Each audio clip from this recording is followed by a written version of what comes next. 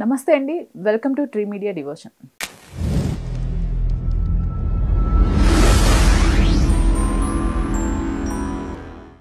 మనతో వైవిఎస్ఎస్ గిరిరావు గారు ఉన్నారు. ప్రముఖ ఆధ్యాత్మికవేత్త, అలానే హస్త సాముద్రిక నిపుణులు.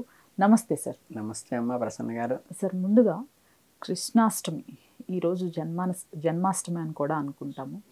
దీన్ని మనం వీటి ప్రత్యేకత ఏమిటి, అలానే ఈ రోజుని ముఖ్యంగా ఎలా జరుపుకోవాలి, ఆచరించవలసిన విధి విధానాలు ఏంటి? చాలా మందికి కూడా కృష్ణుడికి 16,000 మంది గోపికలు అని చెప్పేసి అంటుంటారు. అది శాస్త్రీయమా అశాస్త్రీయమా? ముఖ్యంగా నివేదించుకోవాల్సినవి ఏమిటి కృష్ణుడికి ఈ రోజున? ముఖ్యంగా కృష్ణాష్టమిని పురస్కరించుకొని కొన్ని ప్రత్యేకతలు చేస్తూ ఉంటారు, ఉట్టి కొట్టడం లాంటివి. ఇవన్నీ కూడా అలానే మన వంశ అభివృద్ధికి కానివ్వండి, పిల్లలకు కానివ్వండి, కృష్ణతత్వం ఏ విధంగా ఉపయోగపడుతుంది, ఇటువంటివన్నీ కూడా ఈ ఒక్క ఎపిసోడ్తో మీరు మన ప్రేక్షకులకి కంప్లీట్గా కృష్ణతత్వం బోధపడేలా చెప్తారని ఆశిస్తున్నాను. ఖచ్చితంగా అమ్మ. ప్రధానంగా ఏంటంటే కృష్ణాష్టమి, కృష్ణం వందే జగద్గురు అన్నారు. మనకి మిగతా వాటిలో ఏంటంటే వాళ్ళు ఒక భగవతత్వంగా భావించి చేసుకుని వాళ్ళు చెప్పింది బ్లైండ్గా ఫాలో అవడం అనేది ఉంటుంది. కానీ కృష్ణుడు ఇచ్చేదంతా కూడా జ్ఞానమే ఇచ్చాడు, జ్ఞాన మార్గమే ఇచ్చాడు. ఇప్పుడు ఆయన భగవద్గీత అంతా చదివితే మీకు మొత్తం అంతా మోటివేషనల్లే ఉంటుంది, ఛాందస్యం ఎక్కడా ఉండదు. టోటల్ భగవద్గీత మీరు ఏ అధ్యాయం తీసుకుని ఏ అధ్యాయం పూర్తిగా 18 అధ్యాయాలు కూడా మీకు అంతా కూడా మోడర్న్గా ఎలా బతకాలి, ఎలా జీవించాలి. ఇప్పుడు మీకు చాలామంది మోడర్న్ దాడుతున్న స్ట్రెస్ మేనేజ్మెంట్ అడుగుతుంటారు. అవును, స్ట్రెస్ మేనేజ్మెంట్ టెక్నిక్స్ అన్నీ కూడా అందులో ఉంటాయి, మేనేజ్మెంట్ టెక్నిక్స్ అన్నీ కూడా అందులో ఉంటాయి, మోటివేషనల్ స్పీకింగ్స్ అన్నీ కూడా అందులో ఉంటాయి.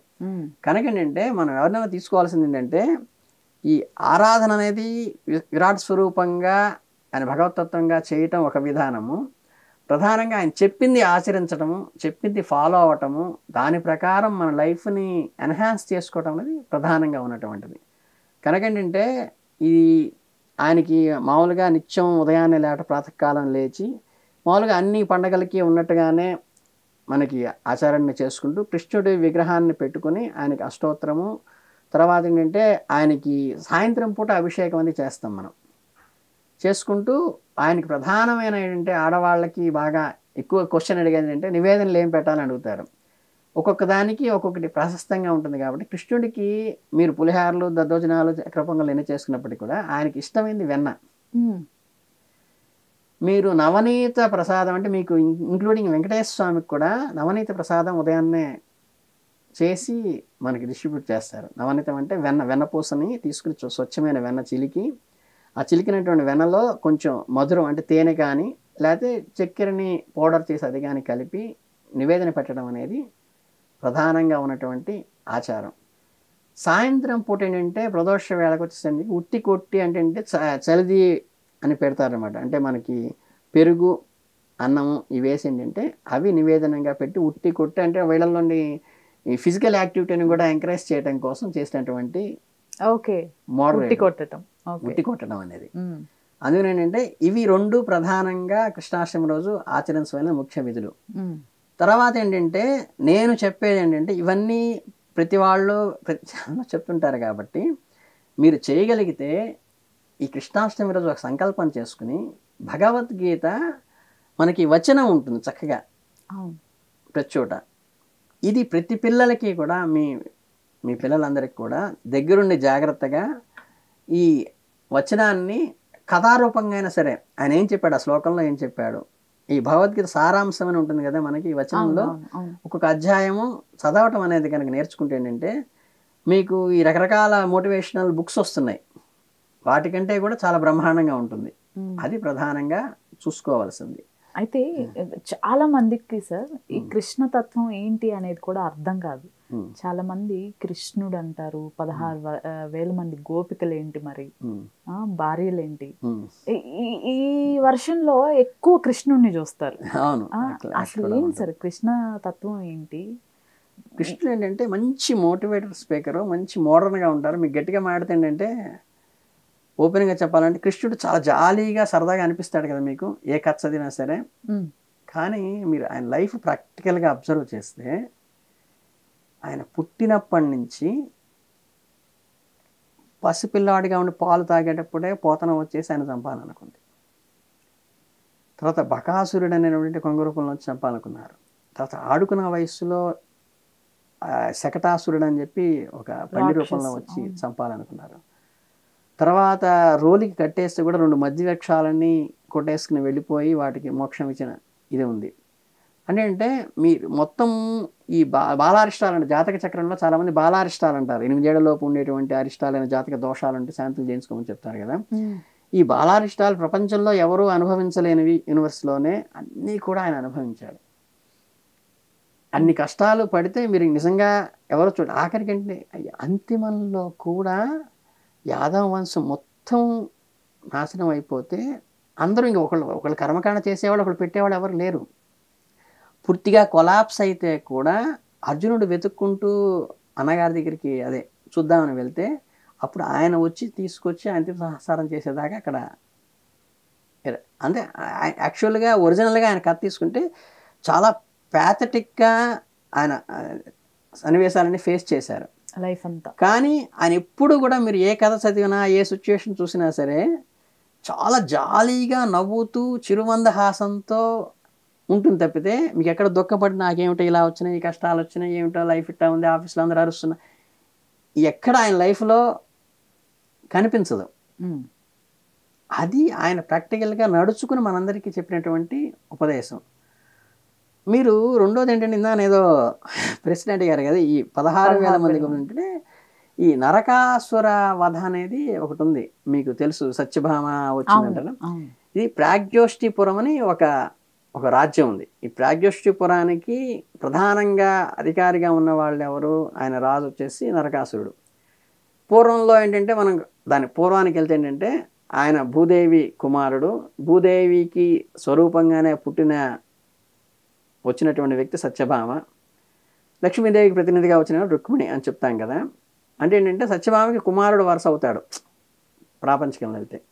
వచ్చినప్పుడు ఏంటంటే ఈయనేంటంటే ఈ కన్నెపిల్లలందరినీ చెరపట్టి ఒక 16,000 మందిని ఆయన చెరలో ఉంచుకుని వీళ్ళని ఇప్పుడు మన పూర్వం వివాహాల్లో గాంధర్వ వివాహాన్ని, రాక్షస వివాహాన్ని ఇవన్నీ ఉన్నాయి. ఈ రాక్షస వివాహం చేసుకోవాలన్న సంకల్పంతో వాళ్ళని చెరబట్టడం అనేది జరిగింది. ఇది జరిగినప్పుడు వీళ్ళందరినీ పిల్లల్ని రక్షించడం కోసం అక్కడ పంచభూతాలతో కట్టుదిట్టంగా ఉంటుందన్నమాట ఆయనకి. అంటే ఏంటంటే విపరీతమైన కొండలు వచ్చేసి అడ్డుకట్టగా నిలబడిపోవడం, విపరీతమైన సుడిగాలు వచ్చేసి వచ్చిన వాళ్ళని ఇష్టం అంటే ఈ శత్రువులను జయించడానికి ఇవన్నీ ఈ డిఫెన్స్ సిస్టమ్ పెట్టుకున్నాడు అనమాట ఆయన. అటువంటి దానికి ఈయన వెళ్ళి గరుడ వాహనం మీద వెళ్ళి వీళ్ళిద్దరూ సత్యభామ ఇన్ని కావాలని తీసుకెళ్తాడు. పక్కన ఏంటంటే యాక్చువల్గా పౌరాణికంగా ఆవిడ చేతిలోనే ద్వారానే మాత్రమే అతనికి రాసి పెట్టుంది కాబట్టి ఫ్రెండ్లీగా మేము ఏదో షూటింగ్కి వెళ్తున్నారా అని పక్కన తీసుకెళ్ళినట్టుగా తీసుకెళ్తాడు. తీసుకెళ్ళి ఆవిడ కూడా యుద్ధం ఏంటంటే ఆ యుద్ధ విద్యలు నేర్చినటువంటి నారీలు పూర్వం. మీకు ఇప్పుడు ఈ జనరేషన్స్లో ఆడవాళ్ళని తొక్కేశారు, ఇవన్నీ రకరకాల చెప్తున్నారు. పూర్వం ప్రతి వాళ్ళు వేదం చదువుకునేవాళ్ళు, ప్రతి వాళ్ళు యుద్ధ విద్యలో నేర్చుకునేవాళ్ళు, అన్ని విద్యలు నేర్చిన వాళ్ళు మన ఝాన్సీ లక్ష్మీబాయి కానీ మీకు ప్రతి పౌరాణికంలో చూసుకుంటే ప్రతి వాళ్ళు ఆడవాళ్ళు కొంచెం వీరత్వంగా ఉన్నారు. ఈ నెక్స్ట్ జనరేషన్ వచ్చేసిన తర్వాత ఇప్పుడు జనరేషన్లో వస్తుంది తప్పితే పూర్వం అది లేదు. అలాగే ఈ రాముల వారు కూడా 3 కోరికలు ఇచ్చారు. వాళ్ళ నాన్నగారు దశరథుడు ఇచ్చినప్పుడు కూడా ఏంటి యుద్ధంలో ఆవిడ ఈయనకి సహాయం చేసింది, దశరథుడికి భార్య. అంటే యుద్ధ విద్యలు ఆడవాళ్ళకి ఉన్నాయి పూర్వం, ఈక్వల్గా చూశారు. ఓకే, దాన్ని కావాలని ఏంటంటే మీడియాలో దాన్ని మసిబుసి మారేడుగా చేసినట్టుగా పూర్వం వాళ్ళని ఏం లేను కానీ ఆ యుద్ధంలో ఆవిడకి ఉపయోగపడింది కాబట్టి ఆయనకి 3 వరాలు ఇచ్చాడు దశరథుడు. అలాగే ఇక్కడ మీకు సత్యభామ స్టోరీలో వచ్చేసరికి ఆవిడ తీసుకెళ్ళిన తర్వాత ఏంటంటే ఆయన జయించలేనట్టుగా మొహం పెట్టి డీలాగా జగన్నాటకం ఆడతాడు. అక్కడ అలసిపోయి మూర్ఛ వచ్చి పడుకున్న వాళ్ళగా కనిపించగానే ఆవిడ బాణం వేసి నరకాసురుడిని చంపటం, అది విధానంగా అంటే లీలామానుషంగా జరగటం అయిన తర్వాత ఈ 16,000 మందిని ఈయన రక్షిస్తారు. రక్షించినప్పుడు పూర్వం శాస్త్రం లేదంటే ధన మానాల నుంచి ఏ స్త్రీనైనా కాపాడితే ఆయన్ని భర్తగా భావించమను అని చెప్పేటువంటి ఒక ఇది ఉంది శాస్త్రం. అందుకని ఏంటంటే వీళ్ళందరూ కూడా మనకి ఇప్పుడు లేటెస్ట్ హీరోలందరూ చూసి ఫ్యాన్స్ అందరూ కూడా ఎలా మోటివేట్ అవుతారో, ఇమ్మర్స్ అవుతారో అలా ఆయన చూసి ఇమ్మర్స్ అయిపోయి ఆయనకి సర్వస్వ శరణాగతి చేశారు. అందరూ వాళ్ళందరినీ విడిపించి ఎవరెళ్ళకి వాళ్ళని పంపించారు. ఈ పంపించిన తర్వాత ఏంటంటే మనకి సినిమా హీరో వస్తే కనుక ఈ ఫ్యాన్స్ అందరూ తొక్కించుకుంటూ ఆ బారికేడ్లన్నీ కొట్టుకుని వెళ్తారో అలాగే ఆయన ఎప్పుడైనా ఈ వాహ్యాళికి రథం మీద వచ్చినప్పుడు ఏంటంటే వీళ్ళందరూ అంటే భాగవతంలోని ఒక కథ దీని ఏంటంటే ఈ పాలు పితికే వాళ్ళు ఆ గిన్నె అక్కడ పడేసి పరిగెట్టుకుంటే ఆయన నీళ్ళు చూసేవాళ్ళట. పిల్లలకి పాలిస్తున్న వాళ్ళు పిల్లని అక్కడ వదిలేసి వెళ్ళిపోయాలట. భర్తకి అన్నం వడ్డిస్తూ సేవ చేసుకునే వాళ్ళు వదిలేసి టకటక ఆయన వస్తున్నాడు ఊరేగింపు అనగానే టకటక మనం స్వామివారి ఊరేగింపు మనకి వచ్చేటప్పుడు గొప్ప వెళ్ళి హారతి ఇచ్చి ఇట్లా ఇస్తాం కదా, అలా వీళ్ళ పార్టికల్లోకి వచ్చేసేసి అందరూ చూస్తూ ఆర్తిగా ఆరాధిస్తూ అలా నిలబడిపోయాడు ఆ రథం అటు నుంచి అటు వెళ్ళేదాకా కూడా. అది శాస్త్రీయంగా ఉన్నది. అష్టభార్యలు అనేది ఉన్నది. అష్టభార్యలకు ఎంతమంది పిల్లలు ఉన్నారు ఇవన్నీ కూడా సిస్టమేటిక్గా ఉన్నాయి. కానీ ఈ 16,000 గోపికలు ఏంటంటే అది కొంచెం రాంగ్ ఇంటర్ప్రిటేషన్ రావటం వల్ల వచ్చినటువంటి డివేట్ అయినటువంటి కాన్సెప్ట్. తర్వాత భగవద్గీతలో చెప్పిందంతా కూడా మనకి సమాజానికి నేటికి ఉపయోగపడేది ఉంది కాబట్టి దాన్ని ఇంప్లిమెంట్ చేసుకోవాలి. ఇప్పుడు నాకు కొంచెం బాధ కలిగించేది ఏంటంటే చాలామంది సద్గురువులు చెప్పింది కానీ మనకి జగద్గురువులు చెప్పింది కానీ ఇవన్నీ ఆచరించడం కంటే కూడా ఇప్పుడు హిందూయిజంలో వచ్చిన నెగిటివ్ థాట్ ఏంటంటే వాళ్ళకి విగ్రహాలు పెట్టడం, వాళ్ళకి అభిషేకాలు చేయటం, వాళ్ళకి అష్టోత్తరాలు తయారు చేయటం. అష్టోత్తరాలు దేవతలకి దేవి గణాలకు ఉన్నాయి తప్పితే ఈ మానవ మాత్రంగా పుట్టి మనకి గైడెన్స్ ఇవ్వటం కోసం పుట్టిన వాళ్ళు సద్గురువులు. వీళ్ళందరికీ కూడా అష్టోత్తరాలు చేయటం ఇవన్నీ ఏంటంటే లేటెస్ట్ టెక్నాలజీలో వచ్చినటువంటి కానివ్వండి. చెప్పిన సారాన్ని గ్రహించండి. ఆయన ఏం చేశారో అది చెయ్యండి, ఏం చెప్పారో అది చెయ్యండి, మూఢ విశ్వాసాలకు వెళ్ళబాకండి. దాన్ని చేసుకుంటే మనం మోడరేట్ అవుతాం అనేది ప్రధానంగా ప్రతి తల్లిదండ్రులు కూడా చక్కగా భగవద్గీతని మీకు శ్లోకాలు అర్థం కాకపోతే టీకా తాత్పర్యం ఉన్నది ఒక స్టోరీ లాగా తాత్పర్యం తీసుకుని చదివించడానికి ఈరోజు ప్రధానంగా ఉపయోగించండి. మీరు పక్కన కూర్చొని చదివించండి. మీరు చదివితే మీ పిల్లలు చదువుతారు. అది నేను ప్రధానంగా కృష్ణాష్టమి రోజు చెప్పదలుచుకున్నది ఏంటంటే అది రావాలి, అది మోటివేషన్ రావాలి. ఆయనకి ఏంటంటే ఇంక అలంకారం చేసుకోవడం కానీ ఇవన్నీ ఏంటంటే స్త్రీ పూజల్లో ఏంటంటే చక్కగా నెమలి పింఛం విగ్రహానికి ఉంటుంది విగ్రహంలో. దాంతోపాటు మనం నెమలి పింఛం తెచ్చుకుని పెట్టడం కానీ దానికి ఈ అలంకారం అంతా కూడా మనకి పసిబిడ్డకి ఎలా చేసుకుంటామో అలా చేసుకుని విగ్రహ అంటే ఆయన్ని లైవ్గా చూస్తున్నట్టుగా భావించి ఆర్తితో మనకి షోడశోపచారాలు ఏవైతే ఉన్నాయో అర్ఘ్యం సమర్పయామి, పాద్యం సమర్పయామి, ఆచమనీయం సమర్పయామి అని చెప్పేసి ఏంటంటే జలాన్ని మనం ఆయన స్వామివారికి పంచోపచారాల్లో సమర్పిస్తాం. అలాగే గంధాన్ని తీసుకుంటాం. ఈ గంధంలో ఉండేటువంటి భూతత్వంగా తీసుకుంటాం పంచభూతాల్లో. ఆ గంధం సమర్పయామి అని చెప్పి గంధం వేస్తే పంచభూతాల్లో గంధం భూతత్వం ఇచ్చినట్టు అవుతుంది. తర్వాత ఏంటంటే జలతత్వంగా అర్ఘ్యము, పాద్యం, ఆచమనీయం అని చెప్పాము. అలాగే అగ్నితత్వంగా ఏంటంటే మన దీపారాధన చేయటం కానీ లేకపోతే అక్కడ కర్పూరం వెలిగించడం కానీ ఇవన్నీ ఏంటంటే ఇవి చేసినప్పుడు ఏంటంటే అగ్నితత్వంగా ఆయనకి సమర్పిస్తాం. తర్వాత వాయుతత్వంగా ఏంటంటే అక్కడ పరిమళ ద్రవ్యాలు వేయటం కానీ మనం ధూపం వేస్తాం, అగరబత్తి వేస్తాం. ఈ అగరబత్తి వేయటం కానీ ఇవన్నీ కూడా స్వామివారికి సమర్పిస్తాం. ఇవన్నీ ఆకాశతత్వంగా మన మనస్సునే అక్కడ అర్పిస్తూ ఈ కొబ్బరికాయ ఉంటుంది కదా, ఈ కొబ్బరికాయని మనకి పైన టెంక ఉండి లోపల కొబ్బరి ఉండి లోపల నీళ్లు ఉండి లోపల వాయువు ఉంటుంది. దీన్ని మన శిరస్సుగా భావించి ఏంటంటే మేము శరణాగతి చేస్తున్నాను స్వామివారికి అనే దృక్పథంతో అక్కడ కొబ్బరికాయ కొడతాం. ఈ పంచభూతాలు ఎవరిచ్చారు? భగవంతుడే ఇచ్చారు మనకి. అంటే ఏంటి సిల్లీగా ఈయన అర్చనా విధానంలో భగవంతుడు ఇచ్చిన పంచభూతాలని మళ్ళీ భగవంతుడు సమర్పించమంటున్నారు. ఏంటంటే మన ఇంట్లో మా చిన్న పిల్లలు ఉన్నారు, వాళ్ళ బర్త్డేకి మనం చక్కగా స్వీట్ ప్యాకెట్ ఒక చాక్లెట్ ప్యాకెట్ తీసుకొచ్చి ఇస్తాం. ఇవ్వగానే వాళ్ళు ఏం చేస్తారు, ఆ స్వీట్ అమ్మ ఇచ్చిన స్వీట్ తింటూ అలా నాన్న దగ్గర పాక్కుంటూ వచ్చి లేకపోతే నడుచుకుంటూ వచ్చి వాడు చొక్కా పట్టుకుని మిసం పట్టుకుని పైకి ఎక్కి భుజం మీదకి ఎక్కి వాడి నోట్లో తింటున్న స్వీట్ వాడి చేతితో తింటున్న స్వీట్ నాన్నకి పెట్టారనుకోండి, ఏమిట్రా వెధవా నేను ఇచ్చింది నాకు పెడతా నేను గురించి నా జీతంతో అంటాడా? అబ్బా దగ్గరికి తీసుకుని కౌగలించుకుని ఆత్మీయంగా చేస్తారా? ఖచ్చితంగా సంతోషిస్తారు. అలాగేంటంటే ఇప్పుడు మన కరోనా సీజన్లో అందరికీ అనుభవం ఏమిటి, ఒక్క ఆక్సిజన్ సిలిండర్ ఎంత అవుతుంది అనేది. ఇప్పుడు సిటీస్లో ఎంత ఒక గజం స్థలం ఎంత అవుతుందో అందరికీ తెలుసు. అంటే ఈ పంచభూతాలని మనకి ఏమీ ఆశించకుండా ఉచితంగా ఇచ్చినటువంటి భగవంతుడికి మినిమం కర్టసీ అంటారు. అంటే కనీస బాధ్యతతో మనం ఈ పంచభూతాలని పంచోపచారాలను అర్చనా విధానంలో చేసేది ఏంటంటే ఈ పంచభూతాలు నువ్వు నాకు ఫ్రీగా ఇచ్చావు కాబట్టి దీన్ని నేను నీకు పిల్లవాడికి కనుక చాక్లెట్ నాన్న కొనిచ్చిన చాక్లెట్ నాన్నకి ఎలా పెడతాడో ఇలా పెడితే ఆయన సంతోషించి దగ్గరికి తీసుకుని ఆర్తిగా మనని ఆశీర్వదిస్తారు. కృష్ణ పరమాత్మ విష్ణుతత్వం కాబట్టి ఆయన ఆశీర్వదించినప్పుడు ఎవరికైనా సరే ప్రేమ ఎక్కడి నుంచి వస్తుంది? హృదయం నుంచి వస్తుంది. స్వామివారికి హృదయంలో ఎవరున్నారు? లక్ష్మీదేవి. సో స్వామివారు అనుగ్రహంగా భక్తుల్ని నా ఇచ్చినవన్నీ నాకు ఇచ్చి సేవ చేసావని అన్న అనుగ్రహంగా ధారాపాతంగా పాడితే హృదయం నుంచి ధారాపాతంగా వస్తే హృదయం నుంచి వచ్చేది లక్ష్మీదేవి. వీళ్ళకి శుభ్రంగా అష్టైశ్వర్యాలతో భక్తులందరూ కూడా చక్కగా అన్ని రకాల ఐశ్వర్యాలు ఆర్థికంగా పరిపుష్టి జరిగి వృద్ధి చెందుతారు. ఆయన హృదయంలోంచి అఫెక్షన్ వస్తుంది. ఎందుకంటే ఆ హృదయంలో లక్ష్మీదేవి ఉంది కాబట్టి. అంటే కృష్ణుడు అనగా నువ్వు ప్రేమించినప్పుడు మనకి ఆత్మీయంగా బ్లెస్ చేసినప్పుడు మనసు దగ్గర తీసుకుని ఆటోమేటిక్గా హృదయం నుంచి లక్ష్మీదేవి వస్తుంది కాబట్టి ఇప్పుడు ప్రధానంగా ధనమూల మిథజ్జాకర్త కాబట్టి మనందరికీ అష్టైశ్వర్యాలు కలగాలంటే విష్ణు అర్చన అనేది ప్రధానమైనది. దానికి ప్రధానంగా ఉపయోగపడేది ఈ కృష్ణాష్టమి. ఇది పూజా విధానంలో పంచోపచారాలు చేసిన పద్ధతి అది.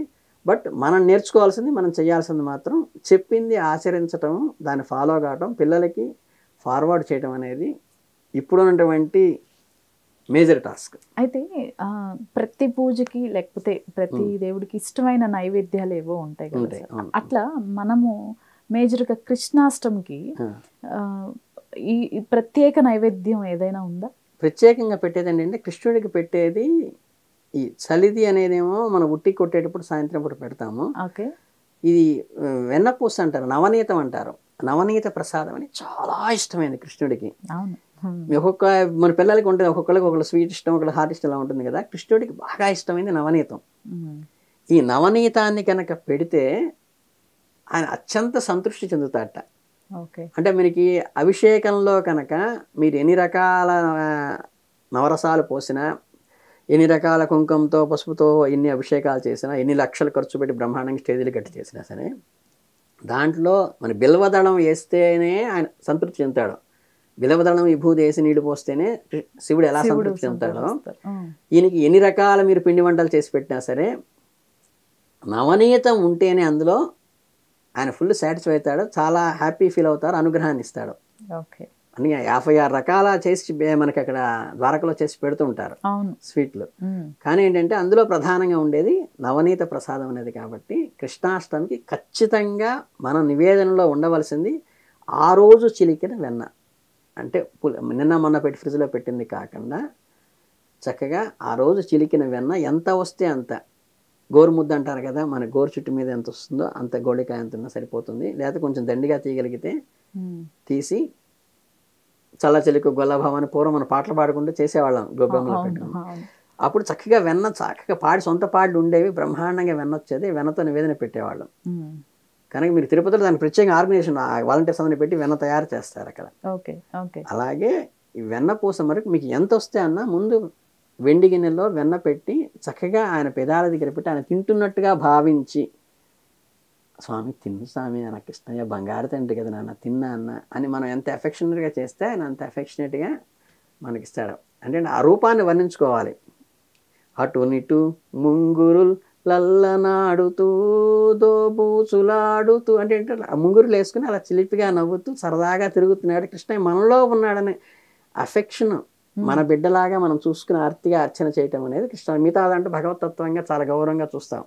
ఇక్కడ మన ఇంట్లో పెరుగుతున్న మన బిడ్డ, మన పిసివాడు చక్కగా అలా ముంగురులు వేసుకుని చక్కగా వెన్నపూస నోటికి రాసుకుని ఇలా నడుము మీద చేయి పెట్టుకుని ఫుట్ పట్టుకుని మన అదమాయిస్తున్నట్టుగా మన పసిబిడ్డగా ఆయన ఆరాధించడం అనేది లోపల ఇష్టము. దానివల్ల ఏంటంటే పుత్రులకి వృద్ధి జరుగుతుందని, పుత్ర సంతానం కావాల్సిన వాళ్ళు కూడా కృష్ణార్చన చేసి కృష్ణుడిని బిడ్డగా భావించి కనుక మనం అర్చన చేసి డోలాయమానం అంటారు, అంటే ఉయ్యాల్లో వేసి కృష్ణుడి విగ్రహాన్ని చక్కగా సొంత బిడ్డని కనుక మనం ఉయ్యాలు ఊపినట్టుగా కనుక ఆయనకి అర్చన చేస్తే వాళ్ళకి పుత్ర సంతానం ప్రధానంగా కలుగుతుంది అనేటువంటి శాస్త్రంలో ఉన్నటువంటి నియమం. ధన్యవాదాలు. చాలా సంతోషం.